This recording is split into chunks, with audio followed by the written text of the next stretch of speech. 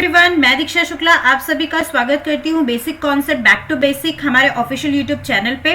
आज का वीडियो काफी खास है क्योंकि आज हम करेंगे हिस्ट्री के 50 अति महत्वपूर्ण प्रश्नों को, जो कि सबसे इम्पोर्टेंट है। यह प्रश्न सभी एग्जाम के लिए इम्पोर्टेंट है, चाहे आप जेल प्रेरी की तैयारी कर रहे हो, आप एसआई की तैयारी कर रहे हो या फिर रेलवे की। लेकिन जिन स्टूडेंट्स ने इस साल के जेल प्रेरी 2020 की एग्जाम की तैयारी कर रहे हैं उनके लिए तो काफी सबसे ज्यादा इम्पोर्टेंट है, तो वीडियो को अंत तक जरूर देखिएगा। यह वीडियो का पार्ट 1 है, पार्ट 2 इसके बाद आएगा। सेकेंड सबसे इम्पोर्टेंट बात यह है कि यह हिंदी और अंग्रेजी दोनों भाषाओं में होगा, तो किसी को कोई भी प्रॉब्लम नहीं होगी। जितने भी स्टूडेंट ये वीडियो देख रहे हैं उनसे रिक्वेस्ट करूंगी कि आप पेपर और पेन लेके जरूर बैठिएगा और हमारे साथ साथ क्वेश्चन अटेम्प्ट करते जाइए, ताकि आप भी खुद की तैयारी को जज कर सके कि आपकी तैयारियां कैसी चल रही हैं। चलिए स्टार्ट करते हैं आज का ये वीडियो। सबसे पहला क्वेश्चन है, मगध के किस प्रारंभिक शासक ने राज्यारोपण के लिए अपने पिता की हत्या की एवं इसी कारणवश अपने पुत्र द्वारा मारा गया? Option A Bimbisara, B Udayin, C Ajatashatru, D Nagadasaka. आपको बताना है कि इसका आंसर क्या होगा। आप चाहे तो कमेंट सेक्शन में भी बता सकते हैं और अगर आप पेपर पेन लेके बैठे हैं तो उसमें भी आप टिक करते जाइए और सबसे लास्ट में चेक कीजिएगा कि 50 क्वेश्चन में से आपके कितने सही रहे। इसका आंसर आएगा सी अजातशत्रु। नेक्स्ट है, सिकंदर के आक्रमण के समय उत्तर भारत पर निम्नलिखित राजवंशों में किस एक का शासक था? ए नंद, बी मौर्य, सी शुंग, डी कर्ण। सिकंदर के आक्रमण के समय उत्तर भारत पर निम्नलिखित राजवंशों में से किस एक का शासन था? इसका आंसर आएगा ए नंद वंश का शासन था। थर्ड है, तीसरे नंबर का क्वेश्चन है, बुद्ध ने निम्नलिखित में से किस स्थान पर महापरिनिर्वाण मृत्यु प्राप्त किया था? Option A Kushinagar, option B Kapilavastu में, ऑप्शन सी पावा में, ऑप्शन डी कुंडलग्राम में। आपको बताना है कि बुद्ध जी ने मृत्यु कहाँ प्राप्त की थी, महापरिनिर्वाण कहाँ पर उन्हें प्राप्त हुआ था। तो इसका आंसर आएगा कुशीनगर। ऑप्शन ए कुशीनगर में उन्हें मृत्यु प्राप्त हुई थी। फोर्थ नंबर का क्वेश्चन है, चौथे नंबर का क्वेश्चन है, गौतम बुद्ध द्वारा अपने धर्म में दीक्षित किया जाने वाला अति व्यक्ति निम्नलिखित में से कौन थे? Option A Ananda, option B Sariputra, option C Moggallana, option D Subhadra. तो इसका आंसर आएगा ऑप्शन डी। गौतम बुद्ध के द्वारा जो सबसे अंतिम शिष्य थे उनके वो थे सुभद्र, जिन्होंने धर्म की दीक्षा ग्रहण की थी गौतम बुद्ध के द्वारा। नेक्स्ट क्वेश्चन है, बौद्ध धर्म एवं जैन धर्म दोनों के उपदेश किसके शासनकाल में दिए गए थे? ए बिंबिसार, बी अशोक, सी बिंदुसार, डी अकबर। ये काफी इंपॉर्टेंट क्वेश्चन है, काफी इंपॉर्टेंट क्वेश्चन है। बौद्ध धर्म एवं जैन धर्म दोनों के उपदेश किसके शासनकाल में दिए गए थे? तो इसका आंसर आएगा बिंबिसार। बिंबिसार के शासनकाल में दोनों ही धर्म के उपदेश दिए गए थे। ए मगध है, कनिष्क के शासनकाल में चतुर्थ कुंडलवन कश्मीर या फिर डी की गई थी? ए मगध, बी पाटलिपुत्र, सी कुंडलवन कश्मीर या फिर डी राजगृह। चौथी बौद्ध संगति कहां पर आयोजित की गई थी कनिष्क के समय में? तो इसका आंसर आएगा सी कुंडलवन कश्मीर में। चौथी बौद्ध संगति कुंडलवन कश्मीर में हुई थी। चारों ही बौद्ध संगतियां बहुत इंपॉर्टेंट है, तो आप चारों बौद्ध संगतियों को जरूर याद कर लीजिएगा। एक आधी क्वेश्चन इससे आते ही आते हैं और आप चेक करते जाइए कि कितने क्वेश्चन आपके सही बैठ रहे हैं, आप कितने क्वेश्चंस के आंसर आपको पता है, और जिन क्वेश्चंस के आंसर आपके गलत जा रहे हैं तो आप उन्हें जरूर याद कर लीजिएगा, क्योंकि हिस्ट्री के ये 50 क्वेश्चंस काफी इंपॉर्टेंट है। नेक्स्ट है, निम्नलिखित में से किस नगर में प्रथम बौद्ध संगति सभा आयोजित की गई थी? ए नालंदा, बी गया, सी राजगृह और डी बोध गया। कौन सी नगर में प्रथम बौद्ध संगति का आयोजन हुआ था? ये आपको बताना है, नालंदा, गया, राजगृह और बोध गया। तो इसका आंसर आएगा राजगृह, इसका आंसर आएगा सी, राजगृह। प्रथम बौद्ध संगति राजगृह में आयोजित की गई थी। गौतम बुद्ध ने अपने मृत्यु के उपरांत बौद्ध संघ के नेतृत्व के लिए किसे नामित किया था? ए आनंद को, बी महाकश्यप, सी उपाली और डी किसी को नहीं। गौतम बुद्ध ने अपनी मृत्यु के उपरांत बौद्ध संघ के नेतृत्व के लिए किसे नामित किया था? आनंद, महाकश्यप, उपाली, किसी को नहीं। तो इसका आंसर आएगा किसी को नहीं, उन्होंने किसी को भी नामित नहीं किया था। नेक्स्ट है, कश्मीर में कनिष्क के शासनकाल में जो बौद्ध संगति का आयोजन किया था उसका अध्यक्षता किसने की थी? आपको यह बताना है। देखिए, बौद्ध धर्म और जैन धर्म, इन दोनों ही धर्मों से रिलेटेड क्वेश्चंस आपके एग्जाम्स में पूछे जाते हैं, तो आप इन दोनों ही धर्मों को जरूर पढ़िएगा और इनसे रिलेटेड क्वेश्चंस को भी सॉल्व कीजिएगा, क्योंकि कोई भी एग्जाम की आप तैयारी कर रहे हो, चाहे यहाँ तक कि आप एमपीपीएससी की तैयारी क्यों ना कर रहे हो, एमपीपीएससी में भी कभी कभी 1 या 2 नंबर में इन धर्म से रिलेटेड क्वेश्चन जरूर पूछे जाते हैं। कश्मीर में कनिष्क के शासनकाल में जो बौद्ध संगति आयोजित हुई थी उसकी अध्यक्षता किसने की थी? ए पाव, बी नागार्जुन, सी शुदक और डी वसुमित्र। तो इसका आंसर आएगा डी वसुमित्र। वसुमित्र जी ने अध्यक्षता की थी। नेक्स्ट है, महायान बौद्ध धर्म में बोधिसत्व अवलोकितेश्वर को और किस अन्य नाम से जानते हैं? ए वज्रपाणि, बी मंजूश्री, सी पद्यपाणि और डी मैत्रेय। तो इसका आंसर आएगा सी पद्यपाणि। 11 नंबर का क्वेश्चन है। 11वें नंबर का क्वेश्चन है, लाल चेर के नाम से प्रसिद्ध वह चेर शासक कौन था जिसने कल्लणी पत्तनी के मंदिर का निर्माण कराया था? ए एलारा, बी कारिकाल, सी शेनकुट्टवन, डी नेशुजेरल आदम। तो इसका आंसर आएगा सी, इसका आंसर आएगा सी शेनकुट्टवन। नेक्स्ट है, निम्न में से कौन संगम युगीन व्याकरण रचना सर्वाधिक महत्वपूर्ण रचना मानी जाती है? निम्न में से कौन संगम युगीन व्याकरण रचना सर्वाधिक महत्वपूर्ण मानी जाती है? ए एतुतकोई, बी पादिकीकल्ल केडू, सी तोलकापियम, डी इनमें से कोई नहीं। तो इसका आंसर आएगा तोलकापियम। संगम युगीन व्याकरण रचना सबसे ज्यादा मानी जाती है, वो है तोलकापियम। ये थोड़े से नाम टफ है, लेकिन आप इन्हें 2-3 बार पढ़ेंगे तो आपको याद हो जाएगा। नेक्स्ट है, किस ऋषि के बारे में कहा जाता है कि उन्होंने दक्षिण भारत का आर्यकरण किया, उन्हें आर्य बनाया? Option A Vishvamitra, B Agastya, C Vashistha और डी साबर। तो इसका आंसर आएगा अगस्त्य। इन्हीं को कहा जाता है कि ये दक्षिण भारत का आर्यकरण इन्होंने किया था, उन्हें आर्य बनाया था, अगस्त्य ऋषि।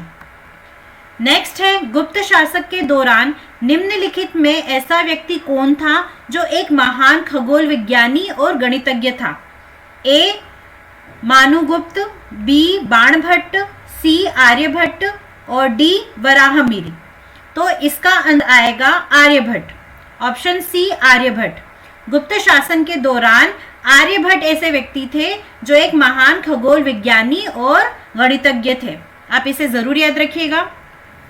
नेक्स्ट है, गुप्त वंश का वह राजा कौन था जिसने हुणों को भारत पर आक्रमण करने से रोका था?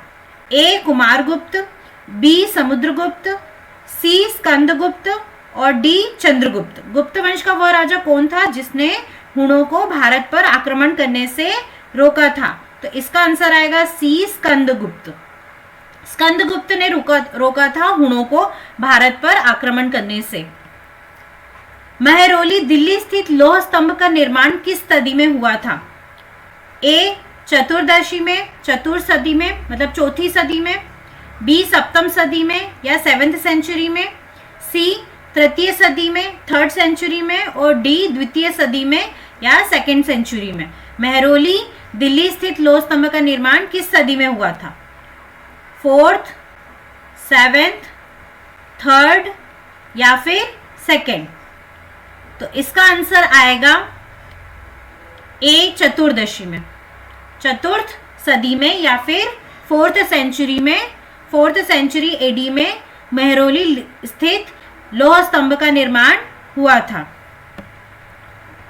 17 नंबर का क्वेश्चन है, दिल्ली के मेहरौली के कुव्वत उल इस्लाम मस्जिद के प्रांगण में स्थित प्रसिद्ध लौह स्तंभ किसकी स्मृति में है? ए अशोक, बी चंद्र, सी हर्ष और डी अनंगपाल। तो इसका आंसर आएगा चंद्र। नेक्स्ट है, समुद्रगुप्त की सैनिक उपलब्धियों का वर्णन उसके किस अभिलेख में उपलब्ध है? ए एरन के, बी गया के अभिलेख में, सी नालंदा के अभिलेख में और डी प्रयाग के अभिलेख में। समुद्रगुप्त की सैनिक उपलब्धियों का वर्णन किस अभिलेख में होता है, यह हमें बताना है।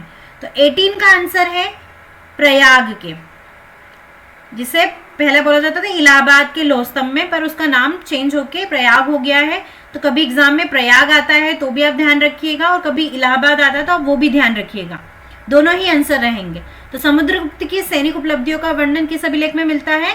प्रयाग के अभिलेख में। आप इसे जरूर याद रखिएगा। आशा करती हूँ आप लोग पेपर पेन लेके बैठे होंगे और आप अपने साथ साथ चेक भी करते रहे होंगे कि आपके कितने क्वेश्चन सही जा रहे हैं और कितने गलत।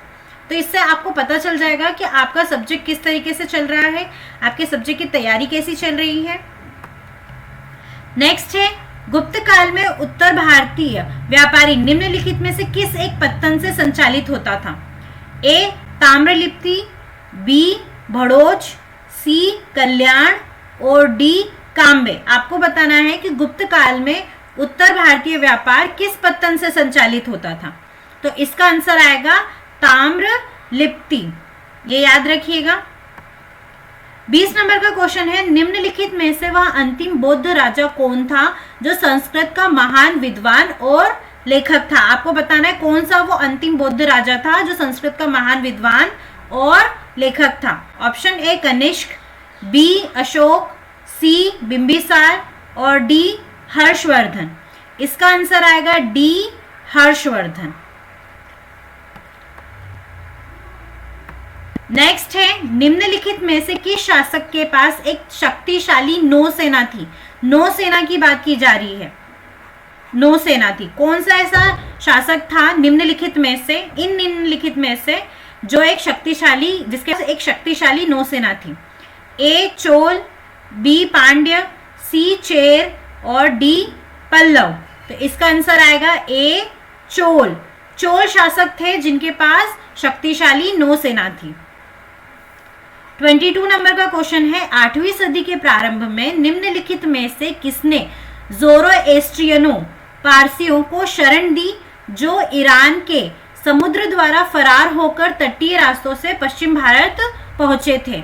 मतलब आपको बताना है कि 8वीं सदी में वो कौन से ऐसे राजा थे या कौन ऐसे शासक थे जिन्होंने ईरान से समुद्री द्वार से फरार होकर तटीय रास्तों से पश्चिम भारत पहुंचे थे? ए चालुक्यों ने, बी चोलों ने, सी होयसैलों ने, डी राष्ट्रकूटों ने। तो इसका आंसर आएगा डी राष्ट्रकूटों ने शरण दी थी इन्हें। ठीक है, इन्हें राष्ट्रकूटों ने शरण दी थी। 23 नंबर का क्वेश्चन है, चोलों द्वारा किसके साथ घनिष्ठ राजनीतिक तथा वैवाहिक संबंध स्थापित किया गया?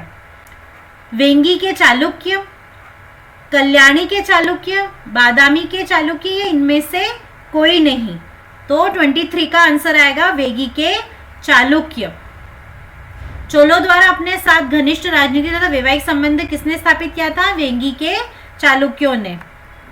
24 नंबर का क्वेश्चन है, वह चोल राजा कौन था जिसने श्रीलंका को पूर्ण स्वतंत्रता दी और सिंघल राजकुमार के साथ अपनी पुत्री का विवाह किया था? ए कुलोतुंग प्रथम, बी राजेंद्र प्रथम, सी अधिराजेंद्र और डी राजाधिराज।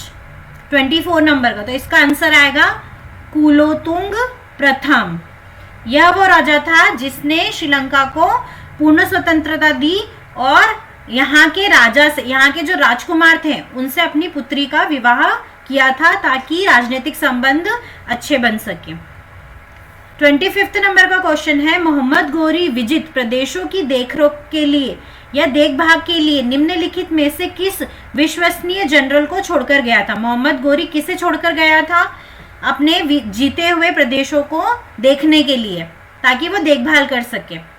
ए नासिरुद्दीन, बी इल्तुतमिश, सी कुतुबुद्दीन ऐबक और डी मलिक काफूर। तो 25 का आंसर आएगा कुतुबुद्दीन ऐबक। मोहम्मद गोरी ने इंडिया में या भारत में जिन भी देशों पर विजय प्राप्त की थी, जिन भी प्रदेशों पर विजय प्राप्त की थी, लौटते समय कुतुबुद्दीन ऐबक को अपने विजयी प्रदेशों को सौंप दिया था ताकि वो उनकी देखभाल कर सके। आपको मैं बताना चाहूंगी कि अभी तक हमने 25 क्वेश्चन को कवर कर लिया है।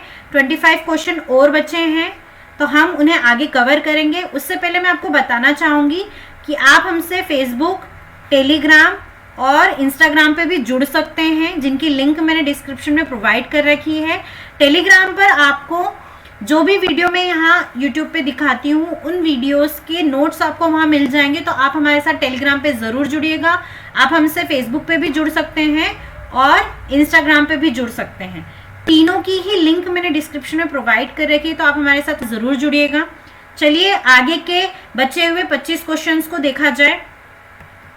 आशा करती हूँ कि आज जो सेशन चल रहा है वो आपको काफ़ी अच्छा लग रहा होगा, आपको क्वेश्चन समझ में भी आ रहे होंगे और आप जो अटेम्प्ट कर रहे हैं वो भी आपको समझ आ रहा होगा कि क्वेश्चंस किस लेवल के हैं। काफ़ी एग्जाम्स में पूछे भी जाते हैं। 26 नंबर का क्वेश्चन है, वह रोमन सम्राट अगस्त्य की भांति साधारण था कि वह दूसरों की तरह शक्तिशाली न लगे और वह दूसरों के स्तर से अधिक न लगे। यह संदर्भ किसने कहा था? यह स्टेटमेंट किसने कहा था? ए बाबर ने, बी इब्राहिम लोदी ने, सी बहलूल लोदी ने या फिर डी जलालुद्दीन खलजी ने। तो 26 का आंसर आएगा बहलूल लोदी ने यह स्टेटमेंट कहा था। नेक्स्ट है 27, भारतीय इतिहास में बाजार नियमों मूल्य नियंत्रण पद्धति की शुरुआत किसने की थी? कि भारतीय इतिहास में कौन सा ऐसा शासक था जिसने मूल्यों का नियंत्रण, बाजार के नियमों को बनाना, ये सब किसने किया था? ये पद्धति किसकी शुरुआत किसने की थी? ए शेरशाह सूरी ने, बी मोहम्मद बिन तुगलक ने, सी फिरोज तुगलक ने या फिर डी अलाउद्दीन खिलजी ने। तो इसका आंसर आएगा डी अलाउद्दीन खिलजी ने। इसने बाजार नियंत्रण बहुत ही अच्छे से किया था, बाजार में नियमों को बनाया था, मूल्य नियंत्रण पद्धति चालू की थी। सबसे पहले ये किसने किया था? अलाउद्दीन खिलजी ने। 28 है, जब उसने राजस्व प्राप्त किया तो वह शरीयत के नियमों और आदेशों से पूर्णतः स्वतंत्र था। बर्नी ने यह कथन किस सुल्तान के लिए कहा है? ये जो स्टेटमेंट है ये बर्नी एक लेखक थे, इन्होंने किसके लिए कहा है ये आपको बताना है। इल्तुतमिश के लिए कहा है, बलबन के लिए कहा है, अलाउद्दीन खिलजी के लिए कहा है या फिर मोहम्मद तुगलक के लिए कहा है? तो इसका आंसर आएगा अलाउद्दीन खिलजी के लिए कहा गया है। ये बर्नी ने ये स्टेटमेंट किसके लिए कहा है या यह कथन किसके लिए कहा है? अलाउद्दीन खिलजी के लिए। नेक्स्ट है, अलाउद्दीन खिलजी के प्रसिद्ध सेनापतियों में किसकी मंगोलों के विरुद्ध लड़ते हुए मृत्यु हुई थी? कौन से ऐसा सेनापति थे अलाउद्दीन खिलजी के जिनसे मंगोलों के विरुद्ध लड़ते हुए उनकी मृत्यु हो गई थी? ए जफर खां, बी नुसरत खां, सी अल्प खां या फिर डी उलुग खां। तो इसका आंसर आएगा जफर खां। अलाउद्दीन खिलजी के प्रसिद्ध सेनापति जफर खां की मंगोलों के विरुद्ध लड़ते हुए मृत्यु हो गई थी। 30 नंबर का क्वेश्चन है, अलाउद्दीन खिलजी ने निम्न सेनाध्यक्षों में से कौन सा तुगलक वंश का प्रथम सुल्तान बना? ए गाजी मलिक, बी मलिक काफूर, सी जफर खां या फिर डी उज़्बेक खां। तो इसका आंसर आएगा गाजी मलिक। इसका आंसर आएगा गाजी मलिक। 31 नंबर का क्वेश्चन है, हम्पी, तिरुवन्नमले, चिदम्बरम, श्रीरंगम, तिरुपति आदि मंदिरों के सामने की ओर बने हुए राय गोपुरम का निर्माण किसने कराया था? ए विद्यारण्य ने, बी कृष्णदेव राय ने, सी हरिहर ने, या फिर डी राज राजा ने? आपको ये बताना है। तो इस 31 का आंसर आएगा कृष्णदेव राय ने। ये जितने भी प्रसिद्ध मंदिर हैं उनके सामने बने हुए राजगोपुरम का निर्माण कृष्णदेव राय ने करवाया था। 32 नंबर का क्वेश्चन है, शर्की सुल्तानों के शासनकाल में निम्न स्थानों में से किसे पूर्व का शारिज या शारिज ए हिंद कहा जाता था? किसे कहा जाता था? पूर्व का शारिज या फिर शारिज ए हिंद। ए आगरा को, डी दिल्ली को, सी जौनपुर को, या फिर डी वाराणसी को? तो इसका आंसर आएगा सी जौनपुर को कहा जाता था। जौनपुर को कहा जाता था पूर्व का शारिज या फिर शारिज ए हिंद। 33 नंबर का क्वेश्चन है, जब राजा वोडियार ने मैसूर राज्य की स्थापना की तब विजयनगर साम्राज्य का शासक कौन था? जब मैसूर राज्य की स्थापना हुई उस समय विजयनगर साम्राज्य का शासक कौन था? ए सदाशिव, बी तिरुमल, सी रंगा द्वितीय, या फिर डी वेंकट द्वितीय? तो इसका आंसर आएगा वेंकट द्वितीय। जब मैसूर राज्य की स्थापना राजा वोडियार ने की थी तब विजयनगर साम्राज्य का शासक कौन था? वेंकट द्वितीय। इसे याद रखिएगा। नेक्स्ट है, किस संत ने ईश्वर को अपने पास अनुभव करने के लिए नृत्य एवं गीतों कीर्तन का माध्यम बताया था? ए शंकर देव ने, बी चंडीदास ने, सी ज्ञानदेव ने, या फिर डी चैतन्य महाप्रभु ने? तो इसका आंसर आएगा चैतन्य महाप्रभु ने। चैतन्य महाप्रभु ने यह बताया था, ठीक है, कि ईश्वर को अपने पास का अनुभव करने के लिए नृत्य एवं गीत या फिर कीर्तन का माध्यम बताया था। किसने? चैतन्य महाप्रभु ने। चलिए नेक्स्ट है 35 नंबर का क्वेश्चन, निम्नलिखित में से किस भक्ति संत ने अपने संदेश के प्रचार के लिए सबसे पहले हिंदी का प्रयोग किया था? ए दादू ने, बी कबीर ने, सी रामानंद ने, या फिर डी तुलसीदास ने? तो इसका आंसर आएगा रामानंद ने। रामानंद जी ने ये एक भक्ति संत थे जिन्होंने अपने संदेश के प्रचार के लिए सबसे पहले हिंदी का प्रयोग किया था। 36 है, निम्नलिखित में से किस सुल्तान से निजामुद्दीन औलिया ने भेंट करने से इनकार कर दिया था? ए जलालुद्दीन फिरोज खलजी, बी अलाउद्दीन खिलजी, सी गयासुद्दीन तुगलक, या फिर डी मोहम्मद बिन तुगलक? तो इसका आंसर आएगा ए जलालुद्दीन फिरोज खलजी ने, है ना। ये सुल्तान थे जिन्होंने निजामुद्दीन औलिया ने इन्होंने मना कर दिया था इनसे भेंट करने के लिए। 37 नंबर का है, आइन ए मकबरी एक महान ऐतिहासिक कृति निम्नलिखित में किसके द्वारा लिखी गई? आइन ए मकबरी किसके द्वारा लिखी गई ये पूछा गया है।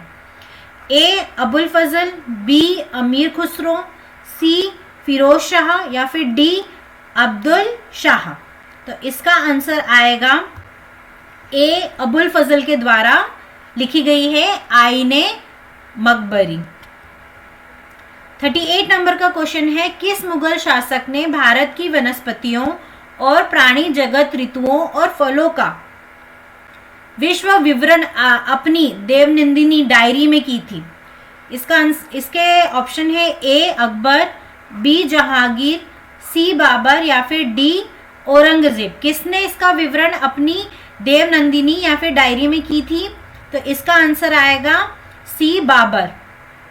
बाबर जो मुगल शासक थे बाबर, इन्होंने भारत की वनस्पति, प्राणी जगत, ऋतुएं, फलों, जितनी भी चीजें हैं उन सभी का विवरण अपनी डायरी में किया था। 39 नंबर का क्वेश्चन है, किसने मुगल साम्राज्य की राजधानी को आगरा से दिल्ली स्थानांतरित किया था? आगरा से दिल्ली स्थानांतरित अपनी राजधानी को किसने किया था? किस मुगल शासक ने किया था? Option A Jahangir, option B Aurangzeb, option C Humayun, या फिर ऑप्शन डी शाहजहां। तो इसका आंसर आएगा डी शाहजहां। शाहजहां ने ये जो मुगल साम्राज्य के शासक थे शाहजहां, इन्होंने ही अपनी राजधानी आगरा से दिल्ली स्थानांतरित की थी। 40 नंबर का क्वेश्चन है, वर्ष 1526 ईस्वी में लड़ी गई पानीपत की पहली लड़ाई में बाबर से कौन पराजित हुआ था? मतलब पानीपत की लड़ाई किन दो शासकों के बीच में हुई थी? ये तो आपको पता चल गया बाबर की हुई थी, पर किससे हुई थी ये पूछा गया है। ए इब्राहिम लोदी, बी शेर शाह सूरी, सी मोहम्मद बिन तुगलक, या फिर डी अलाउद्दीन खिलजी। तो इसका आंसर आएगा इब्राहिम लोदी। पानीपत की पहली लड़ाई किससे हुई थी? बाबर और इब्राहिम लोदी के मध्य हुई थी। कब हुई थी? 1526 ईस्वी में। 41 नंबर का क्वेश्चन है, शिवाजी ने मुगलों को किस संधि के द्वारा किलों का स्थानांतरित किया था? किस संधि के द्वारा किलों को हस्तांतरित किया था? ए चित्तौड़ की संधि, बी पुणे की संधि, सी पुरंदर की संधि, या फिर डी तोरण की संधि। तो इसका आंसर आएगा सी पुरंदर की संधि के द्वारा ही शिवाजी ने मुगलों को किलों का हस्तांतरित किया था, इस संधि के द्वारा। कौन सी संधि? पुरंदर की संधि के द्वारा।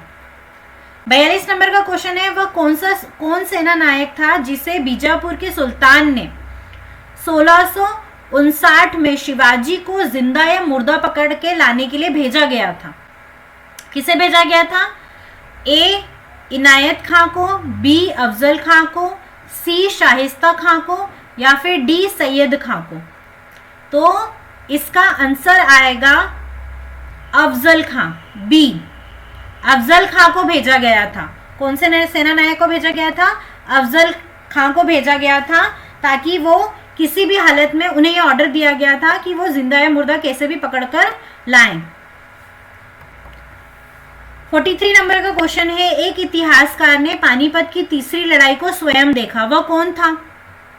ए खफी खान, बी काशीराज पंडित, सी दत्ताजी पिंगले, या फिर डी हरचरण दास। तो इसका आंसर आ जाएगा काशीराज पंडित। काशीराज पंडित। नेक्स्ट है, निम्नलिखित में किस यूरोपीय ने भारत में सबसे पहले अपना व्यापार फैलाया और प्रभावित किया? ए ब्रिटिश ने, बी फ्रेंच, सी डच, या फिर डी पुर्तगालों ने। कौन यूरोपीय थे जिन्होंने भारत में सबसे पहले व्यापार फैलाया और प्रभावित किया? तो इसका आंसर आएगा डी पुर्तगालों ने। सबसे पहले पुर्तगाल आए थे भारत में, उन्होंने ही अपना व्यापार फैलाया और प्रभावित किया था। तो इसका आंसर आएगा पुर्तगालियों ने। 45 नंबर का क्वेश्चन है, ब्रिटिशों ने भारत में सूरत में अपनी पहली फैक्ट्री स्थापित करने की अनुमति निम्नलिखित में से किससे प्राप्त की थी? ए अकबर से, बी जहांगीर से, सी शाहजहां से, या फिर डी औरंगजेब से। तो इसका आंसर आएगा बी जहांगीर से। ब्रिटिश जो लोग आए थे, इन्होंने सबसे पहले जहांगीर से इन्होंने अनुमति प्राप्त की थी, ताकि वो सूरत में अपनी पहली फैक्ट्री खोल सके। तो आप इसे भी याद रखिएगा कि ब्रिटिशों को अनुमति किसने दी थी? जहांगीर ने। नेक्स्ट है, ईस्ट इंडिया कंपनी के नेतृत्व में रॉबर्ट क्लाइव का उत्तराधिकारी निम्नलिखित में से कौन था? ए बेंटिंग, बी कॉर्नवालिस, सी हेस्टिंग, या फिर डी वेलेस्ली। तो इसका आंसर आएगा सी हेस्टिंग। ईस्ट इंडिया कंपनी के नेतृत्व में रॉबर्ट क्लाइव का उत्तराधिकारी किसे बनाया गया था? हेस्टिंग को। 47 का है, भारत में फ्रांसीसियों ने अपना सबसे पहला कारखाना निम्नलिखित स्थानों में कहाँ लगाया था? कहाँ पर फ्रांसीसियों ने अपना पहला कारखाना लगाया था? ए सूरत में, या फिर बी पुलिकट पर, सी कोचीन में, या फिर डी कासिम बाजार में। तो इसका आंसर आएगा ए सूरत में। नेक्स्ट है, निम्नलिखित यूरोपियों में से कौन सा एक स्वतंत्रता पूर्व भारत के व्यापार के रूप में सबसे अंत में आए? सबसे अंत में कौन आए थे हमारे इंडिया में? यूरोपियों में से जितने भी यूरोपियों ने हमारे भारत आए व्यापार करने के उद्देश्य से, उन सब में सबसे अंत में कौन आया? ए डच, बी इंग्लिश, सी फ्रांसीसी या फिर डी पुर्तगाली। तो इसका आंसर आएगा 48 का सी फ्रांसीसी। सबसे अंत में कौन आया था? फ्रांसीसी आए थे हमारे भारत में व्यापार स्थापित करने के उद्देश्य से। लंदन में ब्रिटिश ईस्ट इंडिया कंपनी के गठन के समय भारत का निम्नलिखित में से कौन बादशाह था? जब ईस्ट इंडिया कंपनी का गठन हो रहा था लंदन में, तब उस समय हमारे इंडिया का बादशाह या भारत का बादशाह कौन था? ए अकबर, बी जहांगीर, सी शाहजहां या फिर डी औरंगजेब। तो इसका आंसर आएगा ए अकबर। और सबसे लास्ट, आज के वीडियो का सबसे लास्ट क्वेश्चन 50 नंबर का क्वेश्चन है, निम्नलिखित में से किसने दिल्ली में खगोलीय वेधशाला, जिसे जंतर मंतर कहते हैं, किसने बनवाया था? ए अकबर ने, बी शाहजहां ने, सी सूरजमल ने या फिर डी जयसिंह द्वितीय ने। तो जंतर मंतर किसने बनवाया था? डी जयसिंह द्वितीय ने जंतर मंतर का निर्माण करवाया था। आप इसे याद रखिएगा, जितने भी जंतर मंतर हैं भारत में, वो सभी जंतर मंतर का निर्माण किसने करवाया था? जयसिंह द्वितीय ने। आज के वीडियो में हमने 50 अति महत्वपूर्ण प्रश्न इतिहास के कवर करे हैं। बचे हुए 50 अति महत्वपूर्ण प्रश्न इतिहास के नेक्स्ट वीडियो में आएंगे, तो आप उसे भी देखिएगा। वीडियो को अंत तक देखने के लिए धन्यवाद। आपने जज भी किया होगा कि आपके कितने क्वेश्चन सही गए हैं और कितने गलत गए हैं। जो गलत गए हैं आप उन्हें एक दो बार रिवाइज करेंगे तो आपको वो भी याद हो जाएंगे। ये सारे ही 50 क्वेश्चन काफ़ी इंपॉर्टेंट है हिस्ट्री के, तो आप इन्हें सभी को याद कर लीजिएगा। आप हमसे फेसबुक, टेलीग्राम और इंस्टाग्राम पे भी जुड़ सकते हैं, जिनकी लिंक मैंने डिस्क्रिप्शन में प्रोवाइड कर रखी है, तो आप हमारे साथ वहाँ भी जुड़िएगा। जो भी वीडियो मैं बनाती हूँ उन सभी के नोट्स आपको टेलीग्राम पे मिल जाएंगे, तो आप हमारे साथ ज़रूर जुड़िएगा फेसबुक, टेलीग्राम और इंस्टाग्राम पर। अपने फ्रेंड्स के साथ ज़रूर शेयर कीजिएगा। वीडियो को अंत तक देखने के लिए धन्यवाद। अगर आपने अभी तक हमारे ऑफिशियल यूट्यूब चैनल को सब्सक्राइब नहीं किया है तो जल्दी से सब्सक्राइब कर दीजिए। बेल आइकन दबाना बिल्कुल भी मत भूलिएगा, ताकि आने वाले सभी वीडियोस की नोटिफिकेशन आपको मिलते रहें। वीडियो को लाइक भी कीजिए, कमेंट भी कीजिए कि आपको हमारे वीडियो कैसे लग रहे हैं। आप कुछ सजेशन देना चाहते हैं तो वो भी ज़रूर कीजिएगा और अपने फ्रेंड्स के साथ ज़रूर शेयर कीजिएगा। Thank you so much.